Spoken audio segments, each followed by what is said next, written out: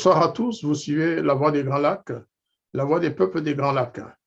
Ce soir, nous avons comme invité Madame Donatille Niera, qui présentera sa deuxième partie, la deuxième partie de ses mémoires, allais-je dire, de son parcours au Rwanda en 1994. Elle a déjà parlé de son exil intérieur vers le sud-ouest du pays pour éviter le génocide, pour fuir l'avancée des nouvelles troupes du FPR. Elle nous a ensuite retracé en quelques mots son retour dans son village et enfin dans la capitale rwandaise où elle a dû se chercher et se trouver un emploi. Aujourd'hui, elle va poursuivre pour nous parler de la rencontre avec les nouveaux arrivants, les réfugiés rwandais qui vivaient dans les pays voisins depuis une trentaine d'années. Comment elle les a perçus? Est-ce que c'est elle qui les a accueillis ou a-t-elle été accueillie par les nouveaux arrivants d'Ouganda, du Burundi et de la RDC? Donatille Niera, bonsoir. Bonsoir. Eh bien, j'ai plus ou moins introduit le sujet, même si je n'ai pas pu donner l'essentiel de ce que vous allez nous exposer. J'aimerais effectivement que vous poursuiviez votre témoignage. La dernière fois, vous avez parlé de l'arrivée de la mission turquoise, son travail sur le terrain dans la région où vous étiez en exil intérieur, déplacé pour ainsi dire. Ensuite, vous êtes revenu au Rwanda utile, hein, le Rwanda où il n'y avait plus la guerre, même si vous ne l'aviez jamais quitté en réalité. Et vous revoilà en présence de milliers, de centaines de milliers de nouveaux arrivants, des Rwandais comme vous, des Rwandaises comme vous, mais venus d'Ouganda, parlant d'autres langues, avec sans doute de nouvelles coutumes, hein, ou que sais-je encore. Je vous cède la parole pour que vous puissiez effectivement nous dire comment s'est faite cette rencontre entre vous, la Rwandaise de toujours, qui n'avait jamais quitté son pays, et ces Rwandais, ces centaines de milliers de Rwandais venus à la faveur de la guerre et de la victoire du FPR, Front Patriotique Rwandais de Paul Kagame. La parole est à vous, Madame Niera. Tout d'abord, merci de m'avoir réinvité parce que c'est une façon aussi de raconter mon histoire. J'aurais dû peut-être le mettre dans un livre à publier, mais je ne sais pas je ne savais pas si ça pouvait intéresser beaucoup de gens. Mais j'ai compris que les gens, par exemple, ceux qui ont quitté le Rwanda en 1994 et qui sont partis directement, qui ne sont jamais revenus, ils connaissent mal le FPR et surtout comment ils s'imaginent comment les gens ont pu cohabiter avec les nouveaux arrivants, à savoir comme vous l'avez expliqué tout à l'heure, les anciens réfugiés qui étaient dans des pays surtout voisins. Il y en a qui étaient plus loin, mais c'est l'Ouganda, le Burundi, le Zaïre, le nouveau Congo là, qui a changé de nom, et la Tanzanie. Voilà, en ce qui me concerne, donc, j'avais abordé mon retour de Kibuye à Kigali, sachant qu'avant, comme je l'avais dit dans le précédent émission, je travaillais pour l'imprimerie scolaire, il y en a qui vont le reconnaître, qui avait son siège, il était à Kicukiro.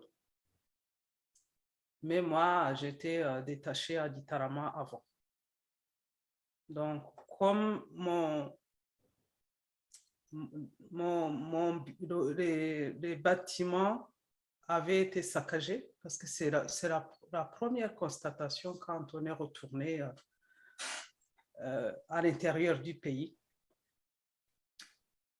Autant du côté de la zone turquoise et de l'ouest, vers l'ouest, il n'y avait pas beaucoup de dégâts, ou du moins à la campagne. Et quand plus on se rapprochait des villes, plus on voyait réellement que le pays a traversé une guerre qui était déchirante. Il y avait des portes qui étaient cassées, il y avait des maisons qui étaient détruites. À Gitarama, ils ont dû détruire 2 étages qui étaient nouvelles. Donc, ce sont des bâtiments en étage qui ont été mis par terre, quoi. Et l'endroit où je travaillais aussi avait été pillé. Donc, tout, parce qu'il y avait des fournitures scolaires, des cahiers, des livres, ça avait été pillé. Là, Donc, pour nous retrouver, c'était exactement en quel mois de 1994? là, c'était début août. C'était début août, parce que le retour, c'était mi-juillet, le temps de marcher, de se retrouver, de se reposer. C'était mi-août, début août, oui. La première semaine du mois d'août. Donc, je survole, hein, il s'est passé encore d'autres étapes, des rencontres, des passages, mais je vais directement sur mon retour et mon déplacement vers Kigali. Donc, j'ai décidé d'aller au siège pour voir si je pouvais être reprise, parce que ce n'était pas sûr. Je ne savais même pas si ça fonctionnait. Et quand je suis arrivée, effectivement, ils avaient besoin de gens. Parce que même s'il y a il y en a ceux qui sont partis, il y en a ceux qui sont rentrés, mais ils n'étaient pas à mesure de faire fonctionner le pays et d'occuper tous les postes qui étaient vacants, tous les postes qui étaient vacants. Donc, j'ai été recensée.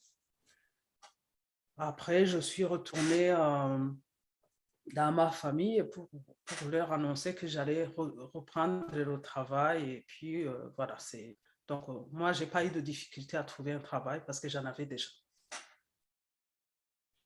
Et donc, je commence à travailler.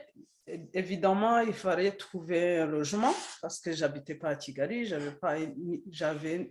n'avais même pas une famille parce que ma famille qui était partie. Et puis, les gens que je connaissais, pendant cette période, ce n'était pas le moment d'aller chercher les gens parce qu'on ne savait pas leurs états d'âme. Chacun avait son vécu. Il y en a qui avaient perdu les leurs. Ils étaient peut-être morts. Donc, on ne savait rien du reste. On préférait aller doucement parce qu'on voyait aussi, c'est une parenthèse, le pays n'était pas en sécurité. Il y avait beaucoup d'arrestations.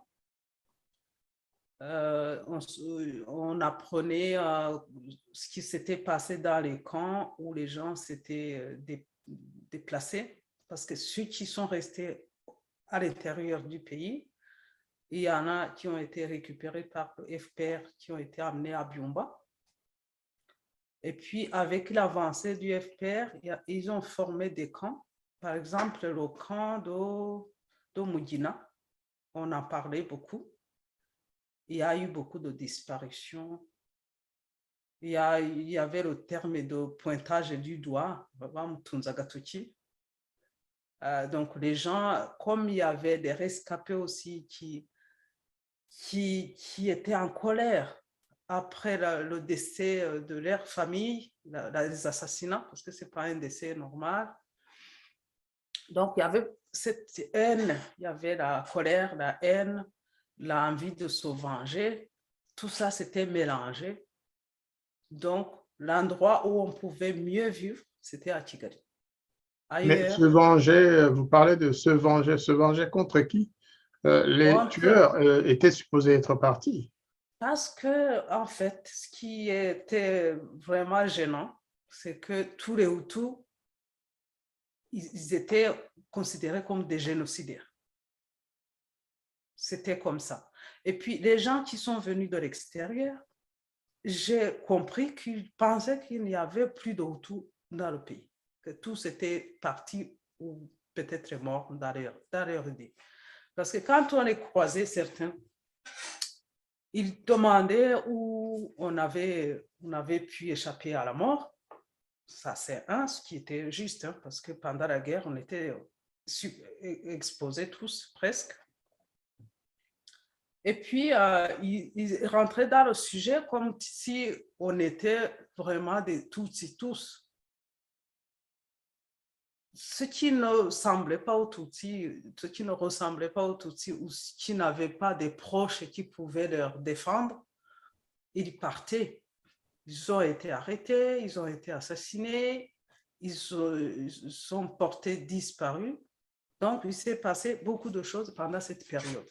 C'était pour vous dire que la première chose, on ne savait pas ce qui pouvait se passer de l'autre côté, des autres familles.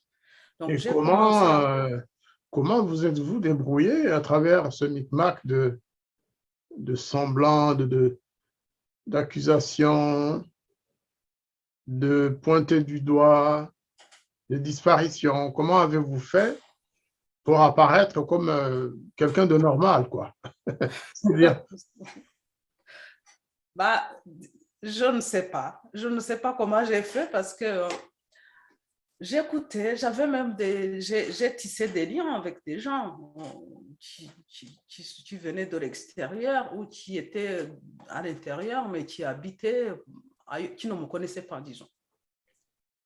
Dans les discussions, ils pouvaient me dire, ils pouvaient me considérer comme si j'étais Tutsi, automatiquement.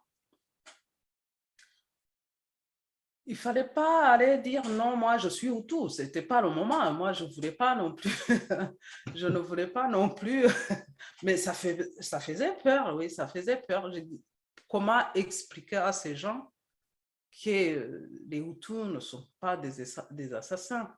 Comment expliquer ça? Mais il y en a aussi qui le savaient. Donc, qui expliquaient, j'avais des copines, on s'est retrouvés, c'était les retrouvailles, on se cherchait. Donc, ils venaient nous voir pour dire, voilà, comment j'ai pu échapper à la mort. C'est les voisins qui m'ont caché. Vraiment, ils sont gentils. Le discours après, ils voulaient savoir, moi aussi, qui m'avait caché. Donc, je dis, moi, franchement, non, ça ne s'est pas passé comme ça. Je suis partie, je racontais mon... Ben, il y en a une, je ne l'oublierai jamais. On avait vécu ensemble à Gitarama. Et elle se reconnaîtra peut-être si elle écoute cette émission. Donc, elle m'a cherché, elle m'a recherché. Elle est venue là où j'habitais à Kigali. C'était au mois de septembre, je crois, septembre, octobre. Donc, elle est venue, on a passé la journée ensemble. Elle m'a raconté, je lui ai expliqué aussi ce que j'ai vu.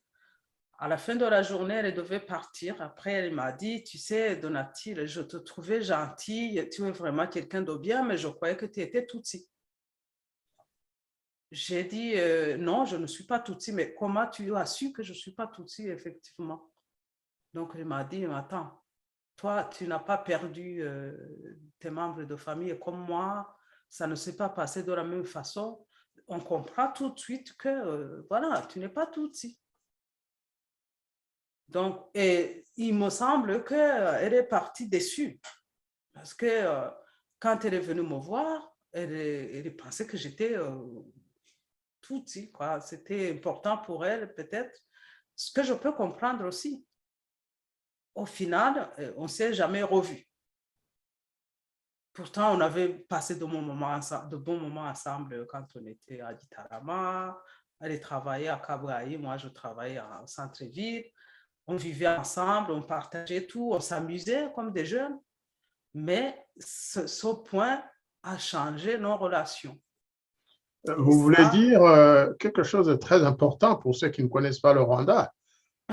C'est qu'au Rwanda, effectivement, l'apparence physique ou la physionomie vous identifie automatiquement. On reconnaît un Hutu d'une part, un Tutsi d'autre part, et un Twa, c'est-à-dire d'origine pygmoïde, on les reconnaît facilement. Alors que vous donniez maille à partir à vos observateurs de tous les jours, aux Tutsis venus de l'extérieur, aux Tutsis ayant survécu au massacre, au génocide, et je dirais même aux Hutus, qui pouvaient vous confondre avec les Tutsis. Vous étiez quelque part dans une zone inconnue. J'étais dans l'ombre. Et vous préfériez ne pas dire qui vous étiez pour sauver votre situation, pour survivre aussi, parce que c'était une nouvelle situation. Dans certaines situations, il ne fallait pas le dire, parce que ça n'allait pas arranger ma situation, bien sûr. Et dans l'autre, dans les discussions avec quelqu'un qui prend le temps d'écouter, qui est curieux, oui, on arrivait à le dire. Voilà, moi, non, ce n'est pas mon cas. Et ça, pas... Mais il y en a qui disaient, mais on ne dirait pas que tu es Hutu, tu ressembles beaucoup au Tutsi. J'ai dit, ah bon, bah, je ne sais pas, je n'ai jamais fait attention. Mais c'était inquiétant et gênant. C'était gênant, pas parce qu'on se trompe sur mon appartenance ethnique, mais par le pourquoi. Donc, si juste constater qu'une personne n'est pas de cette ethnie doit subir les conséquences de ceux qui ont fait le génocide, quand même, c'est traumatisant en soi. Alors, il y a quelque chose que j'ai rencontré pendant cette même période, parce que j'étais à Kigali aussi. On reprochait aux Tutsis rescapés, je veux dire on, c'est-à-dire les rapatriés, les Tutsis venus d'Ouganda, de RDC, d'Ouganda, reprochaient aux Tutsis du Rwanda, qui vivaient encore, de n'être pas morts. Tout à fait. On leur reprochait de n'être pas morts en leur disant si vous n'êtes pas morts, c'est que vous étiez complices avec les tueurs, avec les génocidaires. Est-ce que vous avez eu affaire à ce genre de remarques? Oui, ouais, je me souviens quand j'ai eu ma fille, c'était en 95. J'étais à l'hôpital Roi Faisal, dans la même chambre qu'une dame qui est venue du Burundi. Nous avons discuté, à chaque fois, c'est le sujet qui revenait, de toute façon, c'était tout frais, ce qui s'est passé et puis la situation. Cette femme admirait beaucoup Pasteur Bizimungu, elle disait que c'était le seul Hutu qui était normal. Elle l'a attribué à je ne sais pas si c'est un poème, où elle a dit, lui, Nita Hazikavumera. Elle a dit ça. Donc, elle a dit, mais vous les Tutsis de l'intérieur, vous étiez ensorcelés ou qu'est-ce qui s'est passé? Comment vous vous imaginiez pouvoir vivre avec ces hyènes? Vous n'avez pas pensé qu'ils allaient vous déchirer, vous dévorer? On ne comprenait pas comment vous étiez là.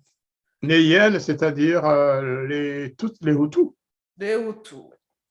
Donc, pour dire, tout allait bien, mais quand j'allais jusque-là, donc elle m'a expliqué qu'au Burundi, il y avait des formations pour expliquer aux gens comment il faut se comporter envers ces Hutus. Ce sont des ennemis que, quoi qu'il arrive, il faut les chasser. Eux aussi, ils vont chasser les Tutsis. C'est comme ça, c'était radical. Mais il me semble aussi qu'au Burundi, c'était comme ça, même les Burundais entre eux. Donc, c'était une situation qui était compliquée. Ensuite, j'ai travaillé à l'imprimerie scolaire pendant un court moment. Je ne suis pas restée longtemps. En 1995, je suis allée travailler au ministère des Travaux publics. Donc là, il y avait des gens qui venaient de partout.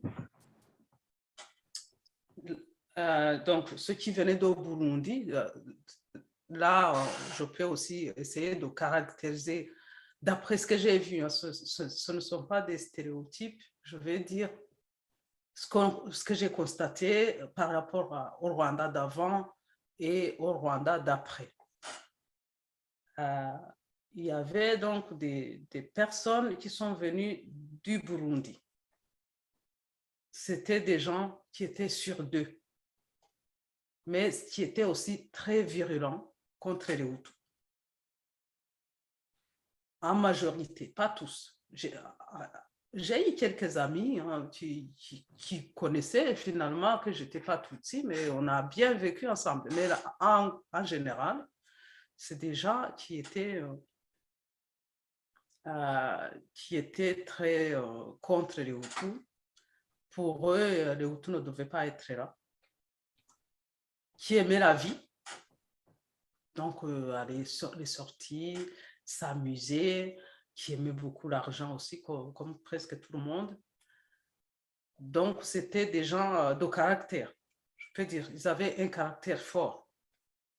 Et puis, il y avait des gens qui venaient de l'Ouganda, qui étaient, on les trouvait doux, très curieux.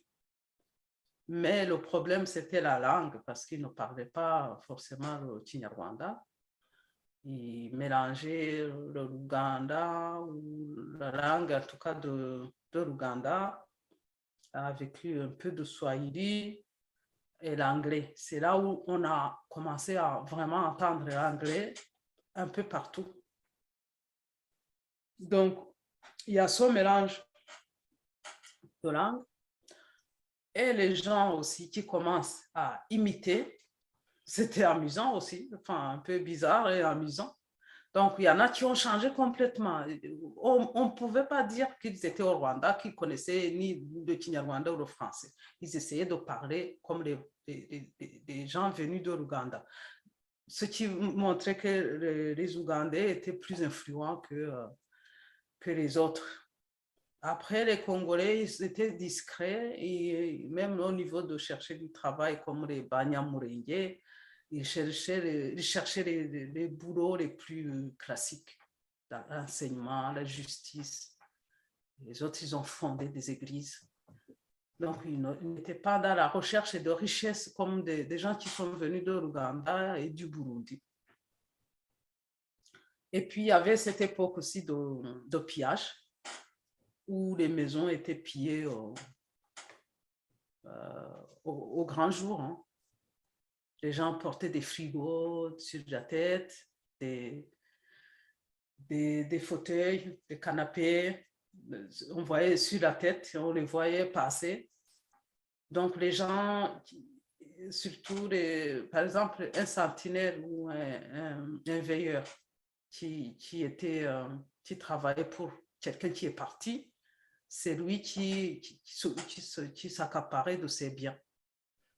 Donc, il pouvait les sortir de la maison et aller les mettre dans une autre maison qu'il a réquisitionnée, parce que ça aussi, la réquisition des maisons, et il marquait la maison a été prise, ou bien retrouver le propriétaire, ou bien,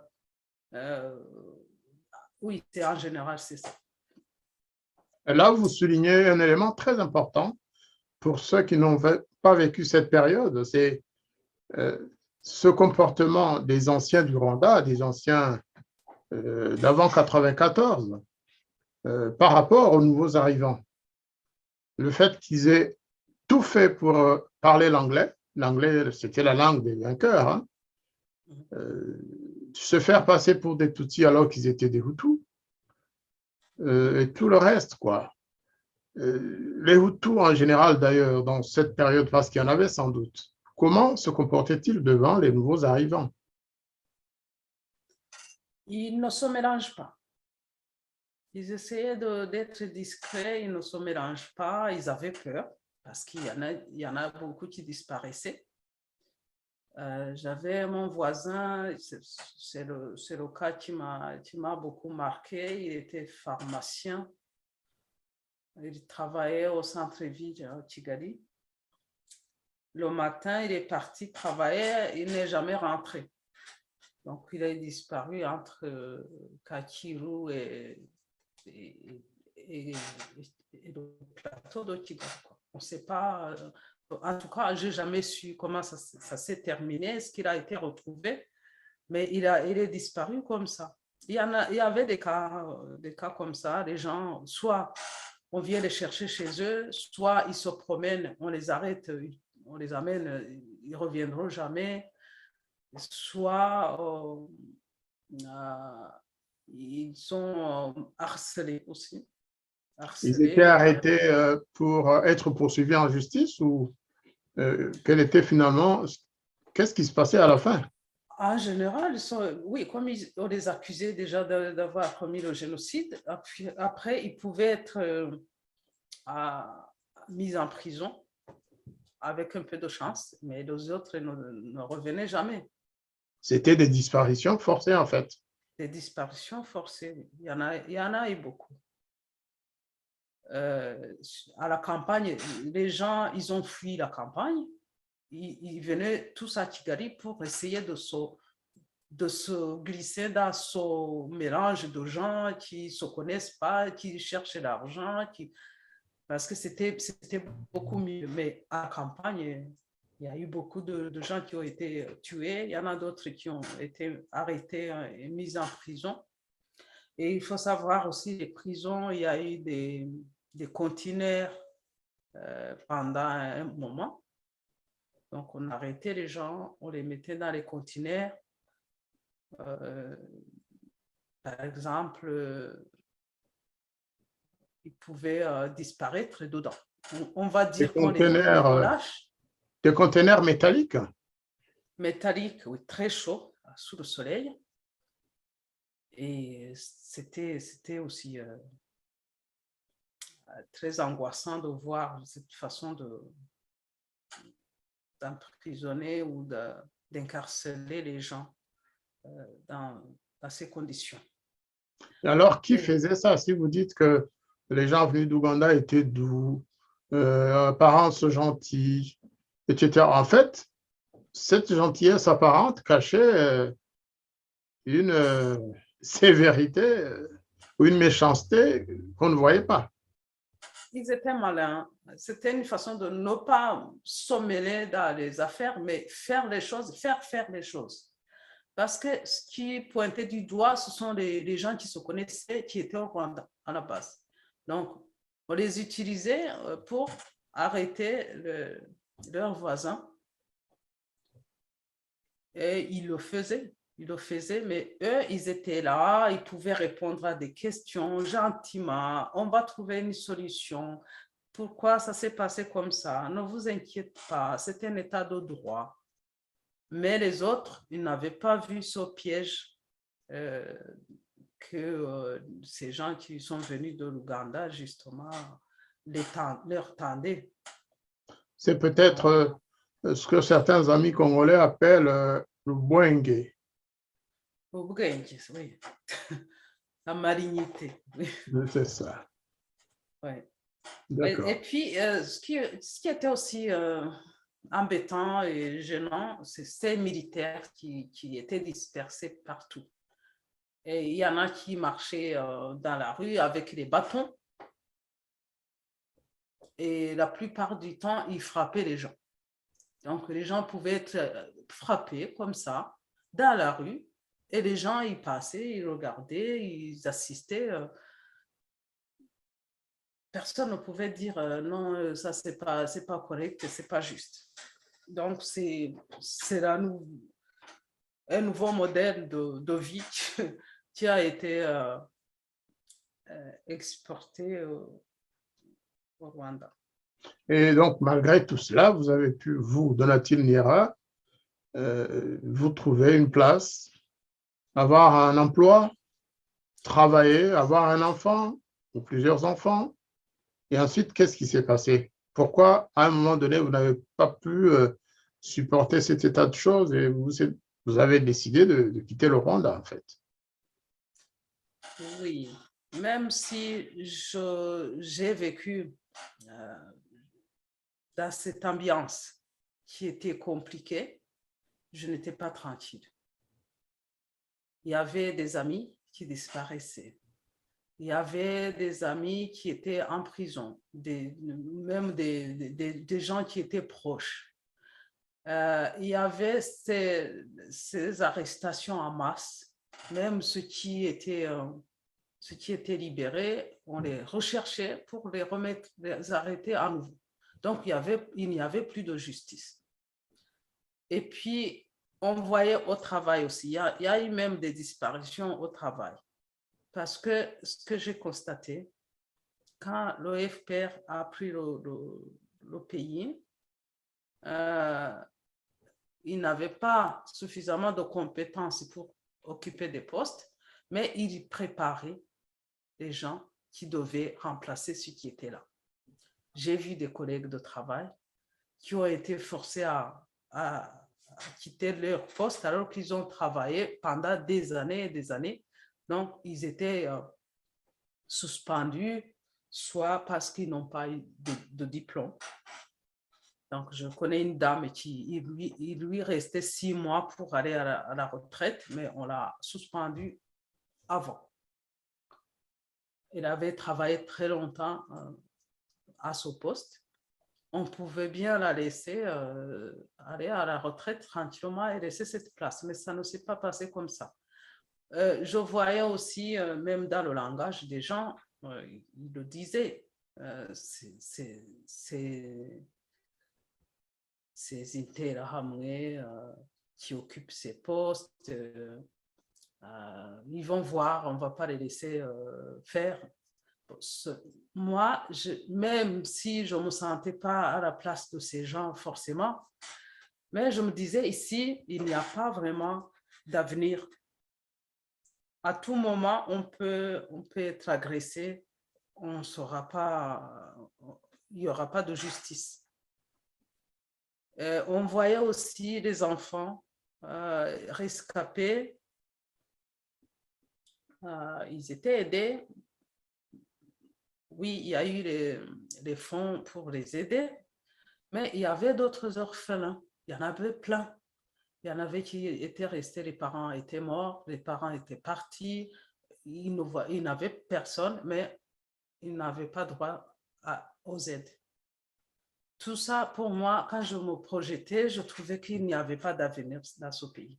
Pourquoi ils n'avaient pas de droit aux aides alors qu'ils étaient tous dans la même situation? Parce que l'aide, c'était pour les rescapés du génocide. Et les rescapés du génocide, ce sont des Tutsis. C'est tout. Ça s'arrêtait là. Les autres Là, une fois encore, je vais vous demander, mais comment ils reconnaissaient les enfants Tutsis alors qu'il n'y avait plus de carte d'identité? Vous savez, dans ce pays, tout le monde se connaît. Si vous voulez connaître quelqu'un, en tout cas, vous allez le connaître. Parce qu'il faut aller au fond, plus loin dans ses racines, chercher d'où il vient, et c'est l'enfant de qui. C'était facile. Et puis, peut-être la jalousie aussi, il y en a qui vont le dire. Même, il y a même des Tutsis que je connais, des enfants Tutsis qui n'ont pas été aidés. Parce qu'il y a quelqu'un qui a dit non, celui-là, par exemple, sa mère, elle est Hutu, non, on ne va pas l'aider.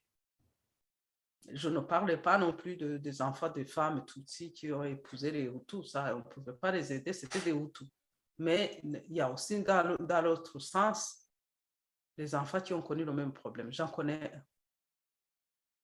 Donc, il fallait se battre pour ceux qui avaient droit à cette aide, mais les autres n'en avaient pas droit du tout. Après, il me semble qu'il y a eu notre programme dans le ministère de Minaloc d'avant, c'était le ministère de l'Intérieur. Des affaires sociales, peut-être? Des affaires sociales, je ne sais pas si son ministère existait encore, mais c'était prévu quand même que les enfants qui n'ont pas les moyens soient aidés, mais au bout d'un moment, je ne sais pas si ça a continué. Mais ça ne marchait pas. Parce que le problème, ce n'est pas le système dans ce sens. Le problème, c'est les mauvaises langues, la haine, la jalousie peut-être, parce que ça part de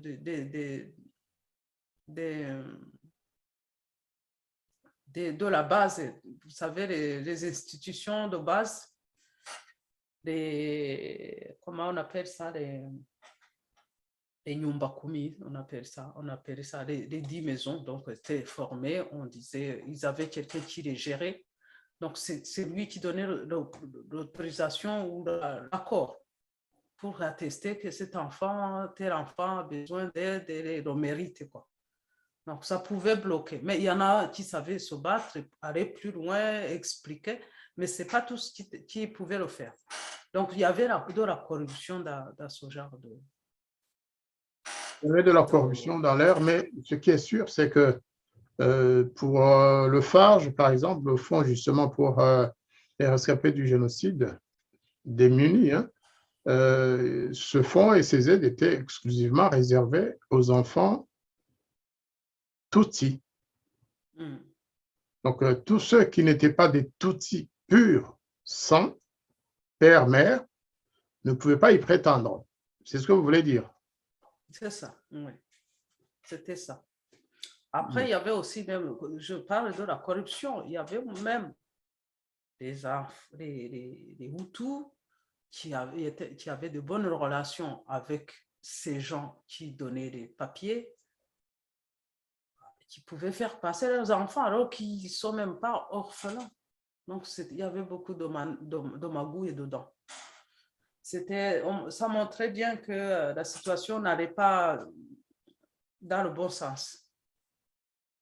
Alors, avant de terminer, parce que là, ce sera notre deuxième partie, vous avez brossé le tableau général de ce que vous avez vu, la situation que vous avez vécue en rentrant à Kigali. Oui. En quelques mots, est-ce que cela correspond au régime politique qui venait de s'installer? Parce que c'est vrai qu'à l'école primaire, secondaire, vous ne vous occupiez pas de politique, mais une fois que vous étiez dans la capitale, que vous avez vu les nouveaux arrivants, les dirigeants du pays, vous vous êtes dit, il y a un régime politique différent de celui qu'il y avait. Quelle était vraiment l'image que vous faisiez du régime du FPR en ce moment-là par rapport à toutes ces discriminations, toutes ces menaces, les disparitions des gens, etc. Pour vous, c'était quoi comme régime politique? Moi, au début, on dirait qu'il n'y avait même pas de régime, qu'il n'y avait pas d'autorité, tout était mélangé. Parce que quand on voyait le comportement des gens, il y en a ceux qui pillaient, il y en a qui étaient agressés dans la rue, il y en a qui faisaient beaucoup, qui travaillaient beaucoup, qui s'occupaient de leur travail, par exemple les commerçants. Et puis, on trouve d'autres qui sont dans leur bureau, mais à l'extérieur, au niveau de la population en général, il n'y a pas d'organisation. C'est comme s'il y avait plutôt un système de menace, une sorte de menace contre le peuple. Les petits, il fallait les redresser comme s'ils étaient un peu égarés. Donc, c'est des gens. Donc, c'est comme si au Rwanda, les gens n'étaient pas organisés. Donc, il y en a qui arrivent, qui doivent les redresser parce qu'ils sont ils sont mal élevés ou ils vivaient en désordre, ils ne savent pas comment vivre. Il n'y avait plus cette liberté de penser et de s'organiser, de voir qui on veut. Il n'y a même pas la possibilité de se mettre en groupe de plus de 10. Hein. Il y a eu un moment où les gens n'avaient pas droit de se mettre ensemble à 10. Et ils ont commencé aussi à instaurer les cahiers pour inscrire les visiteurs qui venaient dans les familles. Donc, s'il y a quelqu'un qui n'est pas habitué à vivre chez vous, vous devez le faire inscrire vers le Nyumbakumi, son nouveau système de gouvernance locale. Et ça ne donnait pas, on n'était pas libre de vivre sa vie. Il fallait se sentir toujours angoissé à l'idée que si jamais on pense que quelqu'un qui est venu ici je ne l'ai pas fait inscrire, ou si on croit qu'il a dormi ici alors que je ne l'ai pas dit. Donc, il y avait la peur qui était installée, mais qui n'était pas annoncée officiellement. C'était des gens, ils devaient observer et puis suivre les consignes qui leur sont données. Sinon, ils risquaient d'être punis. Donc, il n'y avait plus de liberté de penser ni d'agir. Ce que j'ai vu aussi, c'est que la terreur s'est installée. Donc, tout le monde, bon, ceux qui étaient au Rwanda, parce que en fait, ceux qui étaient au Rwanda n'avaient plus de valeur. C'est ce que je peux dire en aimant. Ils n'avaient plus de valeur. Il fallait qu'ils se soumettent aux nouveaux arrivants pour savoir comment ils doivent se comporter. Il fallait aussi qu'ils racontent tout, plus de secrets pour la personne, plus de vie privée, tout doit être exposé pour être tranquille. Et les gens, je pense que les gens, maintenant, on voit bien que les gens commencent à dénoncer. Ça a commencé il n'y a pas très longtemps. Je pense que c'est grâce aussi à ces médias, ces moyens de communication qui permettent de parler. Mais avant, il y a des gens, on pouvait vivre à Kigali sans savoir que tout ça se passe comme ça, parce que pour les gens qui n'étaient pas concernés, par exemple, les gens qui sont venus de l'extérieur, qui ne sont pas embêtés, ils pouvaient se dire, mais on vit en paix, il n'y a rien, il n'y a pas de problème, parce qu'ils ne rencontraient pas ce genre de problème. Mais pour quelqu'un qui était au Rwanda avant, c'était un grand obstacle. Ils vivaient dans la terreur. Et même les rescapés, je pense qu'ils n'ont pas été... ils n'ont pas pris le temps de les rassurer. Donc, il fallait qu'ils dénoncent, sinon on va encore les tuer. Donc, ils sont sauvés, ils doivent se soumettre. Nous avons arrêté le génocide, vous devez nous aider à faire barrière à ce génocide qui risque encore de recommencer. Donc, ils avaient peur. Ils vivaient dans la peur et puis ils étaient sous la défensive parce que justement, ils se disaient si jamais ça se reproduise, on est foutu. Voilà, c'est comme ça que la situation se présentait à l'époque. Aujourd'hui, je pense que ça a dû changer parce que chacun a compris les enjeux qui se jouaient à l'époque. Et puis, entre-temps, il y avait des massacres à grande échelle. Il y a eu notamment le massacre du camp déplacé de Kibero. Les massacres ont continué dans le nord du pays, dans la préfecture de Byumba, Rwengeri, Gisenyi, un peu partout dans le pays. Jusque même à Gitarama, dans les communes justement de l'Ouest, Buringa, Nyakabanda, Nyabikenye, Mushubati peut-être un peu moins, mais c'est l'époque des infiltrés, comme on le disait. Bon, j'y croyais parce que d'après ce que j'entendais, il y avait des infiltrés et puis les militaires du FPR sont partis les chasser, mais il y a beaucoup de civils qui mouraient, il y a des prisonniers qui ont été assassinés. Au bout d'un moment, on se demande si ces infiltrés avaient vraiment beaucoup de force pour déclencher une guerre de cette ampleur. Mais bon, ça s'est passé comme ça. Les massacres de Kibero, oui, je me souviens, j'étais au Rwanda, c'était triste, mais dans l'entourage, il y avait des gens qui étaient contents, qui faisaient la fête, qui disaient, oui, il fallait les massacrer, ces Interahamwe. Donc, c'était quelque chose qui était nourri.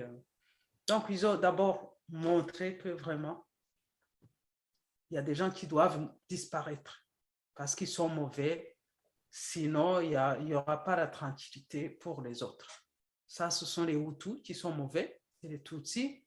Pour qu'ils soient tranquilles, il faut éliminer ces éléments. Est-ce que dans la suite, vous, personnellement, vous avez eu à craindre pour votre vie? Est-ce qu'il y a eu des menaces directes ou directes sur ou contre votre famille, pardon? Oui.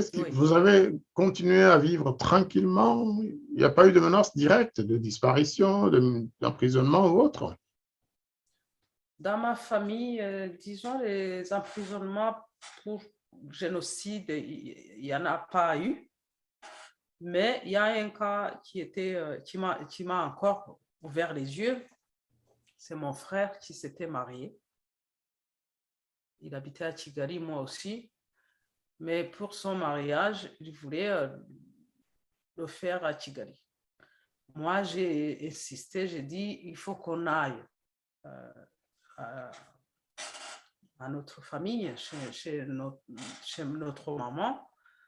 Et puis, on va faire nos mariages là-bas. Ça va être plus simple pour ne pas être obligé de payer pour que les gens se déplacent et viennent à Kigali. Il faut les loger, tout ça.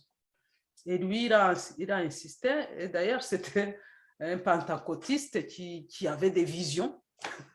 Il m'a dit qu'il avait eu des visions comme quoi il n'y aura pas la sécurité si on va faire le mariage à la campagne. Moi qui ne croyais pas à ce genre de choses, j'ai insisté. Finalement, ma voix a remporté. Donc, pendant le jour du mariage, les militaires sont venus nous attaquer à la maison. Donc, il y avait la mariée, enfin les mariés, il y avait les gens qui étaient venus de Kigali. On était nombreux chez ma mère. Ils sont venus, c'était vers 21h. Ils ont demandé que tout le monde sorte de la maison, qu'on se mette dehors. On nous a fait asseoir par terre, les jambes tendues, et qu'il ne fallait pas bouger ni parler. Donc, ils avaient des Kalachnikov dans les mains. Il y avait au moins 6 militaires accompagnés des agents locaux de Numbakumi. Et puis, ils sont venus, ils ont regardé, ils avaient des lampes torches qu'ils ont pointées dans nos yeux, on les regardait. Ils ont demandé, c'est qui la fille d'ici qui habite à Kigali? J'ai dit, c'est moi. Après, ils m'ont dit, ah, c'est vous qui portez des lunettes. Je ne sais pas ce que ça veut dire, c'est vous qui portez des lunettes. Je ne sais même pas pourquoi je les avais mis, parce que c'était dans l'obscurité, il n'y a pas d'électricité là où j'habitais. Donc, dehors, c'était la lune, mais voilà, je ne pouvais pas lire, mais je portais mes lunettes quand même, j'étais sortie avec. Donc, ils ont tourné autour de nous avec des fusils pointés vers nous. Et puis, ils ont demandé à mon frère de se lever, un de mes frères, pas celui qui s'était marié, de se lever et de les suivre. Et ils sont partis avec lui. Ça, c'était en quelle année, Madame Mira? C'était en 97. Donc, ils nous ont dit, tu nous suis.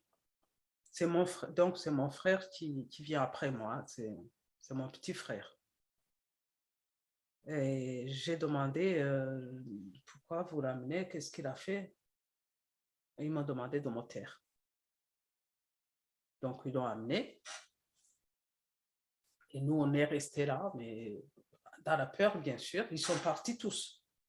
Et quand ils sont, d'après ce qu'il nous a raconté, quand ils sont arrivés à un certain endroit, il y avait le conseiller aussi, le conseiller de secteur. À l'époque, c'était encore les secteurs, les cellules. Et ils voulaient le tuer. Donc, ils ont voulu l'abattre. Et le conseiller a dit non, non, non, ne faites pas ça. Après, ils se sont retournés, mais ils ont demandé, mais tu nous as dit que c'est une Héramé, il faut qu'on le tue. Tu veux qu'on fasse quoi de lui? Il a dit non, s'il vous plaît, il a supplié, il a demandé qu'on ne fasse rien. Ils ont décidé de l'amener au bureau communal. Et le lendemain, nous sommes partis, il était là, je suis allée le voir. il a eu l'occasion de nous expliquer qui était là, donc les gens, des voisins. Il est resté 2 mois en prison, il a été relâché. Donc, c'est le cas d'arrestation qui a été dans ma famille, mais qui montre aussi le problème de jalousie, de complotisme, le fait de ne pas avoir envie de laisser les autres tranquilles. Donc, son mariage, il paraît qu'on n'avait pas invité certaines personnes qui auraient aimé être invitées. C'est pour ça qu'il a été arrêté. C'était pour nous embêter, mais on pouvait aussi être tué, hein, pourquoi pas. C'était possible aussi. Et donc, quelques temps après, je pense au bout de 3 ans, c'est là que vous avez choisi de quitter le Rwanda et de fuir. Oui, il s'est passé beaucoup de choses aussi. J'avais mon mari, parce que j'étais mariée. Pendant la guerre, en fait, j'étais mariée officiellement, mais on ne cohabitait pas. Parce qu'on attendait le mariage, comme c'est la coutume chez nous, pour les chrétiens. Le mariage religieux. Donc, il n'a pas pu avoir lieu. On s'est installés ensemble. Donc, il a été arrêté. Il est resté en prison pendant 5 ans. Et quand il a été libéré, il a été encore poursuivi. On voulait le remettre en prison alors qu'il n'avait ni dossier, ni coupable. Il n'était ni coupable de rien du tout. Donc, on a été obligé de quitter le pays parce qu'on n'était pas en sécurité.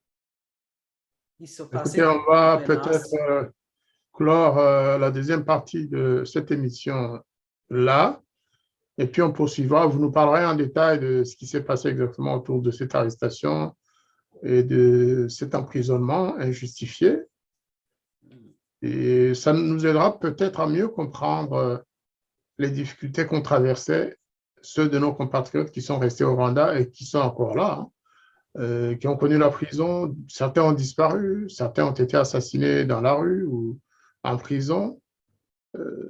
Si on le fait, ce n'est pas pour, une fois encore, opposer les communautés rwandaises, c'est pour dire la vérité, c'est pour raconter l'histoire de notre pays, pas des faits réels. C'est pour que les Rwandais qui ont quitté le Rwanda en 1994 sachent qu'après eux, tout n'était pas rose, mais aussi que nos amis, ceux des pays où nous sommes aujourd'hui, qui nous ont accueillis, nos pays d'exil, en fait, sachent qu'on est parti de ce petit pays qu'on appelle le Rwanda pour des raisons sérieuses, qu'on n'est pas venu ici en villégiature ou comme des touristes. Je vais peut-être vous laisser justement conclure, hein, sur ce chapitre et introduire indirectement le chapitre que vous aborderez la semaine prochaine. Merci. Avant de conclure complètement, je vais saluer le courage des femmes dans ces situations. Les femmes, elles ont été beaucoup plus touchées parce que ce sont des mamans, des enfants, des mères. Il y avait beaucoup de veuves parce que dans ce génocide, dans ces massacres, les hommes étaient les plus visés à la base. Donc, on s'est retrouvé avec un grand nombre de femmes qui devaient se battre pour nourrir leurs enfants et puis survivre aussi, parce que ce n'était pas évident d'après ce elles avaient traversé avec leurs enfants. La plupart, c'était une partie des enfants, les autres ayant été tués avec le papa. Les autres, c'était plusieurs enfants parce qu'ils ont pu échapper à la mort. Donc, j'ai vu à quel point les femmes se sont relevées et ont commencé à comprendre que c'est de leur responsabilité de s'occuper de leur famille. Je voyais les femmes qui travaillaient dans le bâtiment, on les appelle les aides, qui aidaient les maçons et qui travaillaient toute la journée. J'ai vu ceux qui étaient en train de mettre le ciment entre les briques Donc, pour bien, comment on appelle ça, pour que ça soit plus fin. J'ai vu des femmes qui travaillaient pour les gens, pour gagner de quoi nourrir leurs enfants. Et donc, je salue beaucoup le courage de ces femmes. Et donc, dans ces situations, il y a eu beaucoup d'injustices. Des fois, dans certaines régions, les femmes se sont retrouvées toutes seules jusqu'à ce qu'il n'y ait personne pour enterrer les morts. Ça, c'était une situation qui était catastrophique. Donc, c'est là où les gens ont commencé, les femmes surtout, se sont relevées et elles ont dit, vous êtes en train d'incarcérer tous les hommes. Vous ne voyez pas qu'on a besoin d'eux pour vivre au quotidien. On n'arrive même pas à enterrer nos morts. Donc, c'est pour montrer à quel point les gens qui étaient au pays, au Rwanda, avant le génocide ou avant l'assassinat du président, ils ont subi beaucoup en ce qui concerne les assassinats, les fuites, jusqu'à ce qu'il ne reste que les femmes et les enfants dans leur famille. Et aujourd'hui, comment ça se présente? Ces gens, ils ont encore connu des conséquences de tout ça. Peut-être on aura l'occasion d'en parler. Et concernant les arrestations, il y a des femmes, moi j'ai fait partie de ces femmes, leurs maris ont été arrêtés. Elles se sont retrouvées à s'occuper des maris, à s'occuper des enfants et à subir aussi les harcèlements. Parce que dans ces situations, quand l'homme est arrêté, la femme est victime de harcèlement. Il n'y a pas de compassion. Même les amis vont s'écarter. Au début, c'était comme ça. Après, ça a évolué parce que ça a été généralisé. Mais moi, j'ai fait partie des premiers parce que le mien a été arrêté en 1994. Injustement, parce qu'on l'accusait verbalement, il n'y avait pas de dossier. Ce qu'on lui a accusé, il n'était même pas à cet endroit-là. Donc, ça ne pouvait pas être vrai. Mais il a essuyé 5 ans en prison dans des conditions que je ne vais pas nommer ce soir. Donc, c'est pour vous dire, il y a eu beaucoup d'injustices, mais on dépasse tout ça. On dit, voilà, c'est du passé. Il faut que les gens essayent de comprendre qu'on est tous humains, qu'on a besoin de vivre comme eux, qu'il y a moyen de cohabiter sans se faire du mal. Donc, on peut dépasser ce qui est arrivé, c'est la guerre, c'est le complotisme, ça dépasse même les Rwandais. Hein. Moi, je vous dis, ce qui s'est passé, ce n'est pas les Rwandais qui ont fait ça. Ce n'est même pas le FPR tout seul. Ça, maintenant, on le sait. Il y a moyen de s'asseoir et de trouver une solution à ces problèmes qui perdurent. Pourtant, chacun va disparaître. Même les auteurs qui soutiennent ça, ils ne vont pas vivre longtemps. Pourquoi laisser leurs enfants payer pour leur méchanceté, si je peux dire, alors qu'ils n'ont pas été consultés bien avant? Voilà, c'est ça que j'ai envie c'est sur ça que j'ai envie de clôturer ce soir. On pourra peut-être développer si on a l'occasion. Et je vous remercie de m'avoir encore donné la parole. C'est moi qui vous remercie au nom de nos auditeurs, hein, les auditeurs de la Voix des Grands Lacs, qui auront appris beaucoup de choses avec votre présentation de ce soir.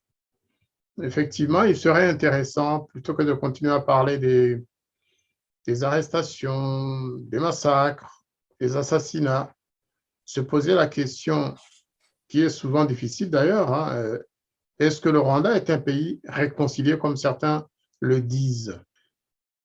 On parlera du Rwanda de 1994, puisque vous étiez là, mais aussi d'après, pour voir exactement où on en est.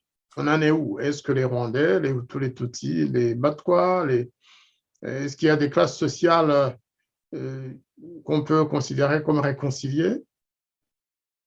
Est-ce qu'en politique, la réconciliation a un sens dans un pays comme le Rwanda?